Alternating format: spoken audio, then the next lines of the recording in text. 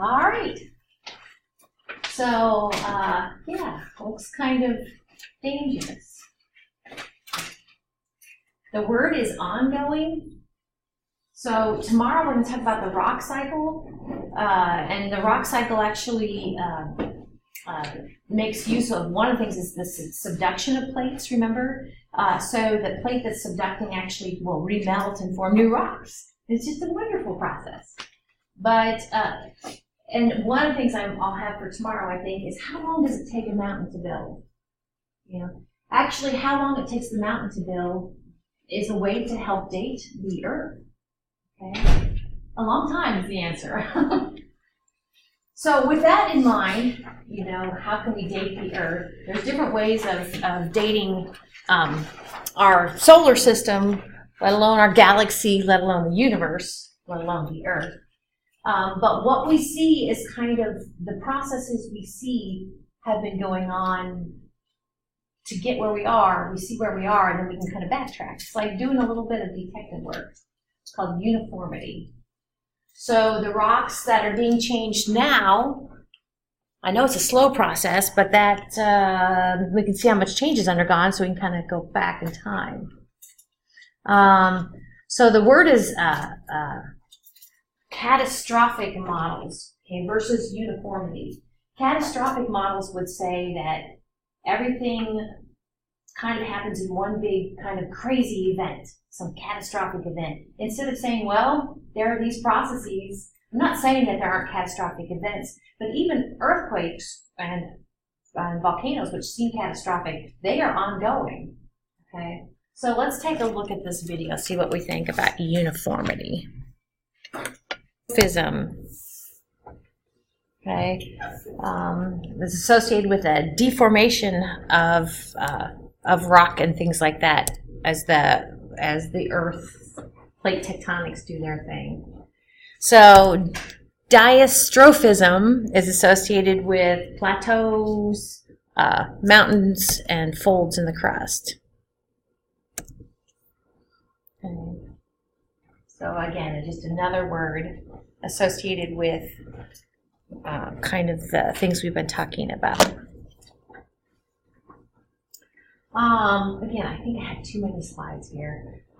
So with all this moving of plates, the lithosphere and the asthenosphere, we kind of have these stress and strains with regard to the rock. So we talked about we have things moving together, make compressive stress, plates moving apart, tensional stress, and things moving side to side, shear stress. Okay, and we kind of talked about those three different possibilities with regard to plates. Looking at a strain more in detail, we could talk about different types of strain. There's the strain that actually is temporary, an elastic sort of strain. To me, a rubber band kind of returns to the original shape. We could have a plastic strain where actually it's more permanent. The strain changes the shape of the rocks. And then, of course, fracture strain, it's going to break.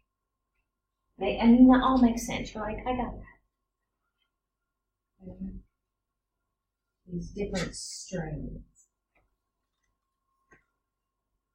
Makes sense. And we see these in rocks. It's amazing.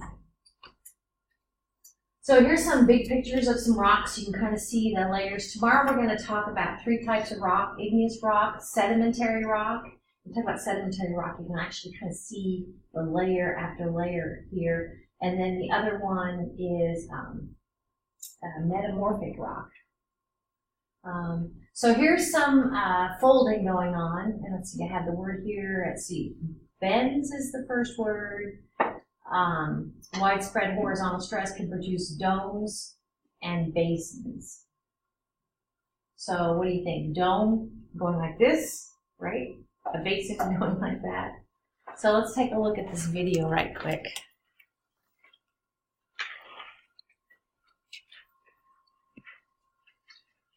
Fault, fault is, we talked about that when we talked about earthquakes, where the fault line is between two plates.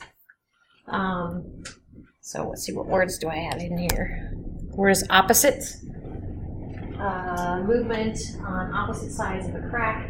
And I'm not gonna, there are terms associated with that. Like we have footwall is the mass of the rock below the fault. Hanging wall is the mass of the rock above the fault. Okay. Wow, did that just take off or what? Okay.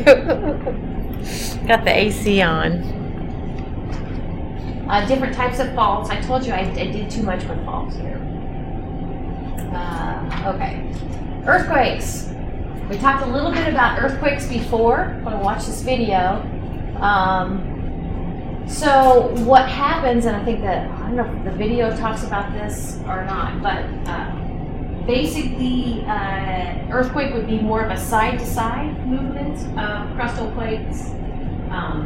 And they want to move, but their friction is keeping them together. Then all of a sudden they move, and basically with all of the energy that they wanted to apply before, all at once.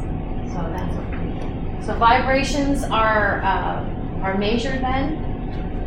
Okay, so they send waves through the earth, and I think in part one I showed a picture of the earth, and they're at different waves. There's S waves and P waves. But basically, they are felt on the opposite side of the earth, so it's amazing. Okay. So, all right. So the word is displaced there. So let's see what this video does. But there's no. Two plates want to go past each other, but they're closely stuck together. And the word is friction. Friction is what keeps them from going ahead and sliding in the first place. And then the stress builds up, and then all at once they overcome the friction, and then they quickly move past each other, and they snap into a new position. Makes sense. And you can see the situation here with our west coast and down into Mexico. There's two plates there, and they're not diverging, they're not converging, they're sliding, they're transforming the boundaries, transformation boundary. So the video we watched talked about kind of the epicenter, at the focus. Okay. Oh, I guess those are two different things, aren't they? You can see the difference on this, the green here would be, of course, the Earth's surface. So the epicenter is above the focus. The focus is the thing underneath where the energy was released. I'm not going to talk about the three different types of earthquakes, but based on their level. Here's the seismograph that they talked about. I always think of the movie Critters, I think it was, with the... So the seismograph is the instrument, the word, to detect and measure earthquakes.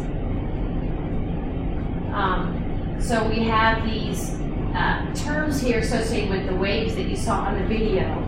In physics, way back when, we had the slinky out and we did the whole pushing. That gave us a, say we have transverse and longitudinal. That gave us the longitudinal was the one like the slinky you push, and that's the P wave, and then the up and down, that's the transverse wave, that's the S wave we saw in the video. The surface wave they called an L wave, and they said in the video that's where the most the destruction associated with the earthquake is. So historic hotspots, if you find us, let's see, here's Iowa, but we have had some earthquake activity associated with actually in our area. So hotspots. We use the Richter scale to say how bad the earthquake is. I thought it was interesting that it's like a factor of 30. So the word is swings there. So the little needle on your seismograph swings and creates the little mark And these are actually differ each time you go up one. It's not a factor of 10, it's a factor of 30. So 7 actually, they said, was the tipping point in the video where you're going to get significant destruction. You know, a quake on the seismometer on the Richter scale of about 3, you're not even going to feel. I think I'm going to skip this video, just kind of in the interest of time. We talk about earthquake safety. So hope I don't regret that if you guys don't find yourself in an earthquake one of these days. But as with a lot of situations, don't panic, okay? If you're indoors, stay there, okay? Don't use flames. Sounds like good advice. If you're outside, move away from the buildings because they might fall. Stay in as open an area as possible. If you're in a car, stop the car, but stay in the car.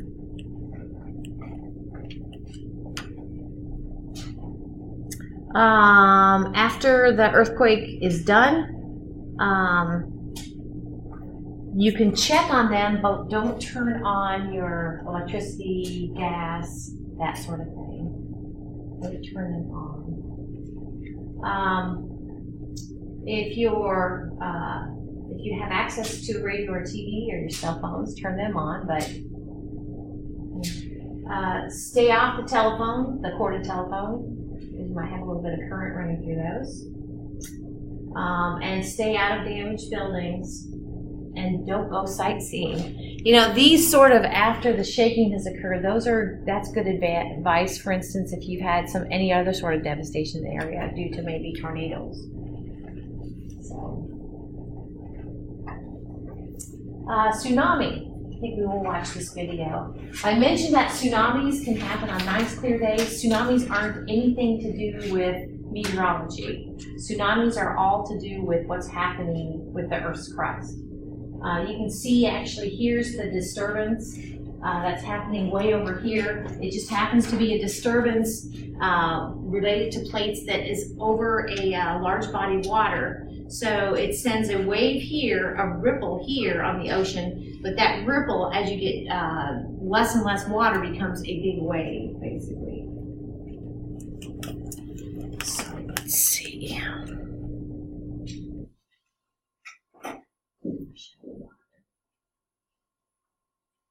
All right, yep. So this is what the coast of Japan looked like before the tsunami. Of course, you see the Pacific Ocean?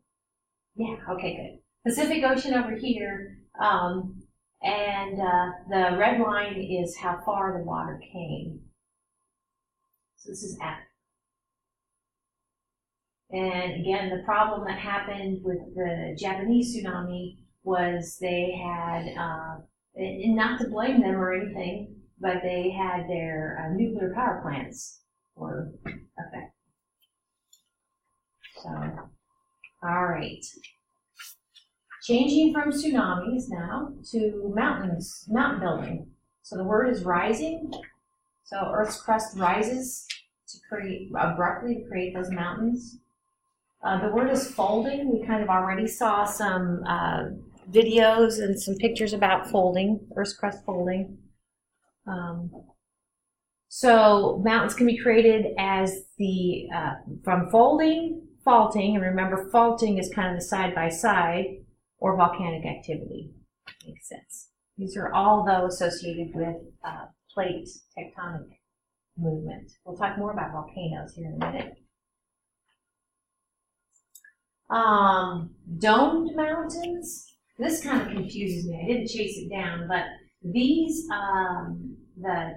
two figures are of the same area, and you can kind of see the kind of pushing up from below here. But then over time, erosion happens, and we kind of have this sort of looks like a basin almost to me, not a mountain. I don't know. I do understand where you see the layers here. You can see the tan, the brown, the pink, the tan, the green. That's from sedimentation. And then after erosion, we see actually kind of an older part of the Earth's crust. I get So fault block mountains. Now, the video we watched with the singing and all that, she did have some neat pictures of kind of showing mountains, kind of mountain ranges. I don't know if that's the right word for them, but you saw a mountain here and went up mountain, up mountain. It just, I've never really been in the mountains, but it's kind of neat. So sharp edges, they kind of get over time eroded away. Volcanic mountains.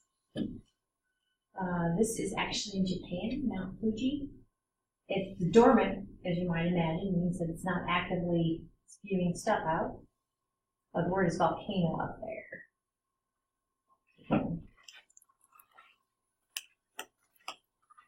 It's beautiful.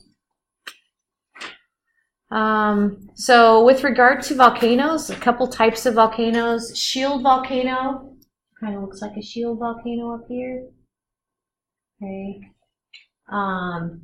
Versus cinder cone volcano. Kind of see it. The sides are steeper. And then the third one is what the Mount Fuji volcano is. It's the stratovolcano. Okay, it's made of alternating layers of ash and flow.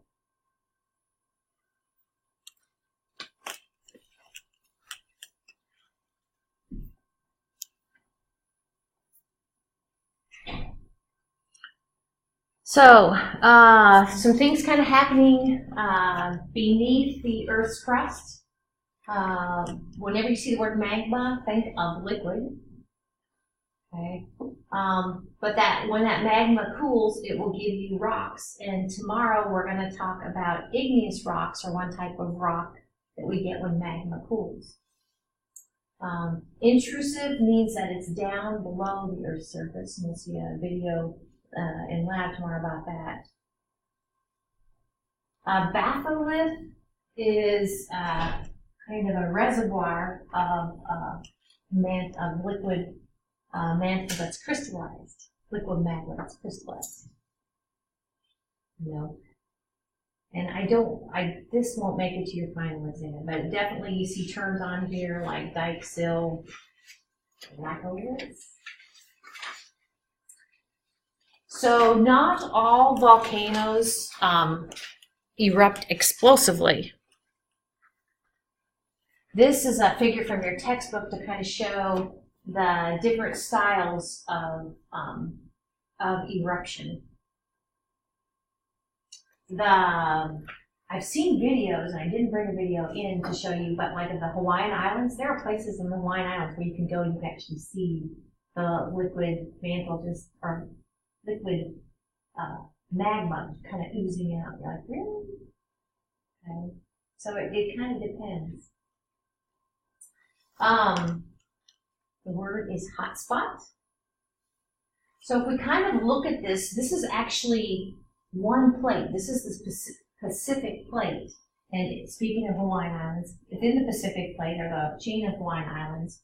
Now we know that the plate is moving, but for whatever reason, there's kind of a little toasty spot that has liquid magma coming up. And so as the plate moves, we get new volcanoes. Okay, so these used to be over the hot spots. So these would be the older islands. Okay, these are getting younger and younger, and these are the islands being created.